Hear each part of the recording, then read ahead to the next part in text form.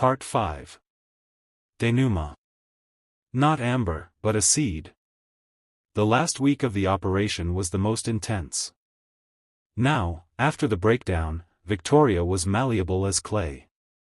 She understood that her old methods weren't just unpleasant, they were ineffective and self-destructive.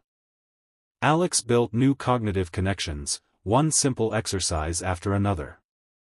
The 3 seconds exercise. Before reacting to irritation, take 3 deep breaths and ask, what do I really want? To humiliate or solve the problem? The behind glass exercise. Imagine armored glass between her and the source of irritation. Their words and actions don't reach, it's just a picture. This helps separate emotion from reaction. The most important, reverse role play. Alex made her play the waiter, sales clerk, driver, while he, as Victoria Rothschild, demonstrated her habitual behavior. Seeing from outside what it was like to be the target of her gaze, her tone, was a shock. After one session, she left the room and vomited from nervous strain. But it worked. Slowly, creakingly. She began noticing details. The barman smiled more sincerely when she said please. The salon saleswoman eagerly showed truly interesting items when she asked for advice instead of pointing. The world didn't become kinder to her, it became more responsive. And that was magic money couldn't buy. The final chord was an unexpected invitation from grandmother Eleanor. She asked Victoria to accompany her on a visit to a premium nursing home, where Eleanor regularly saw an old friend. I need company, not decoration, she said. Victoria, panicking at the fear of old age, frailty, and anything imperfect, agreed. Alex insisted. This is the best test. There are no rules of yours there. Just humanity. He waited for her afterward at a nearby CAF. When she entered, he saw no habitual mask of fatigue or disgust on her face. She looked thoughtful. Truly thoughtful. And? Alex asked. She, Mrs. Glover, grandmother's friend. Her hands tremble. She couldn't drink tea herself. I helped her. Held the cup. She said I have kind hands. Victoria spoke slowly, choosing each word. I didn't do it to impress. I just felt sorry for her. And ashamed I hadn't understood before. That all these people. They're just people. Old, sick, inconvenient, but people. Tears stood in her eyes. Not hysterical, not from anger. From simple, human insight. This was the moment it was all for. Not impeccable manners. Not social success. But that simple, aching phrase. They're just people. Alex knew the operation was complete. He hadn't changed her nature. He'd cracked her narcissistic armor, found a wide enough breach for empathy to seep in. She'd never be a model of kindness. But perhaps now she wouldn't trample those who served her. Their last official meeting was in his office, styled as Monsieur Alexander's workspace, in a hotel room. He returned to his usual, slightly detached tone. You've come away, Victoria. Not ideal, but real. Now the tools are in your hands. Use them or not, your choice. Remember. Each choice is building material for your reputation. Not the one in magazines. But the one that lingers in the memories of people you've crossed paths with. She nodded. On parting, she handed him an envelope. From father. And thank you. Not for etiquette lessons. For showing me a reflection where I didn't recognize myself. It hurt. But it seems useful. When she left, Alex opened the envelope. A check for $150,000. Monsieur Alexander's work was valued higher than he'd asked.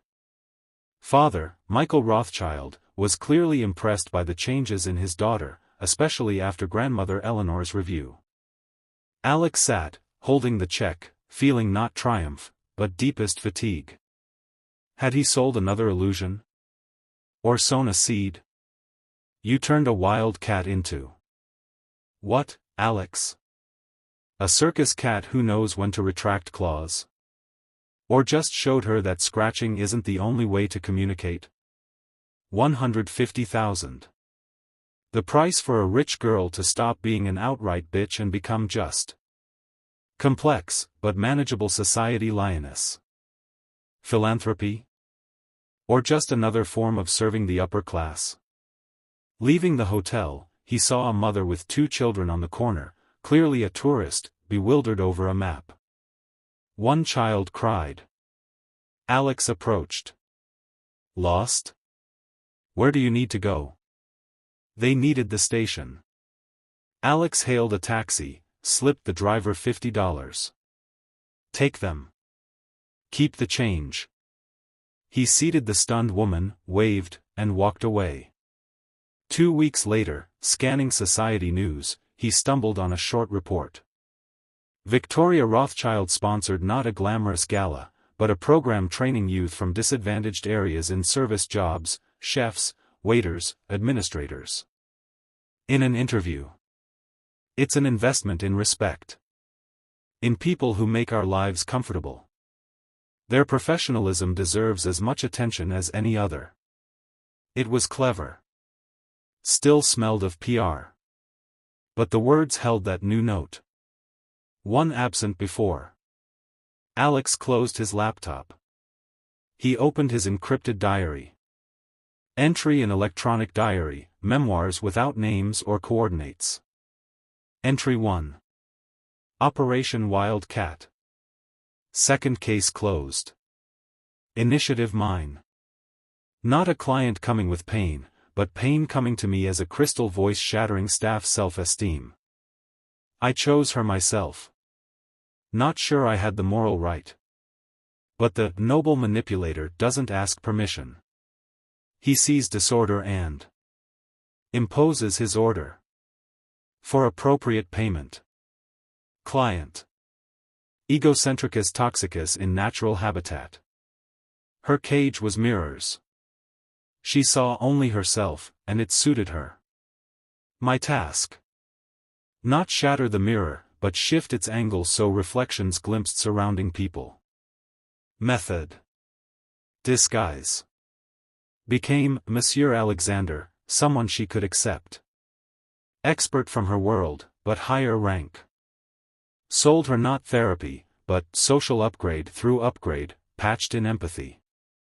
Etiquette lessons became aggression control trainer. Focus shifted from, how I look, to, how my actions look to outsiders, climax. Breakdown. She publicly defended a waiter, unleashing on her friend the aggression she protected from. Paradox. She used habitual reflex anew. But in that breakdown, a vital crack. She directed anger not at inferiors, but equals. Progress. Ugly, noisy, but progress. Finale. She didn't become kind. She became aware. Understood rudeness isn't strength, but weakness. Respect, a currency valued higher than money in circles she craves significance in. I gave her incentive to be more human. Cynical? Bottomlessly. But it worked. $150,000. Check from grateful father. Price for his daughter to stop being family shame and become acceptable. Main lesson. Can't force love for people. But can show politeness is profitable. And sometimes, in rare quiet moments, that profit subtly grows into something resembling understanding. Grandmother's friend said Victoria has kind hands. Perhaps that's my true fee. Postscript. She now sponsors a school for waiters. Irony of fate? Or sown seed giving first, awkward, but living sprout? Don't know. But the world seems 0.01% less vile. For a dear, complex, still selfish girl, that's plenty. For me. Enough to continue for now. He leaned back in his chair. He now had $230,000. He could buy a car. Rent a good apartment. But he sat in his studio, and the only thing he bought with new money was Viktor Frankl's complete works and very expensive Scotch whiskey. He poured a little, took a sip. The tart depth burned. The phone was silent. No new emails. He was free. But he knew that freedom was illusion. He'd gone hunting. And now he couldn't just stop. He'd seek the next client. The next wrong rich woman to fix. The next cage to upgrade. The noble manipulator doesn't wait for invitations. He decides whom and when to appear to. And Alex Dobrodrug was starting to like this role. More and more.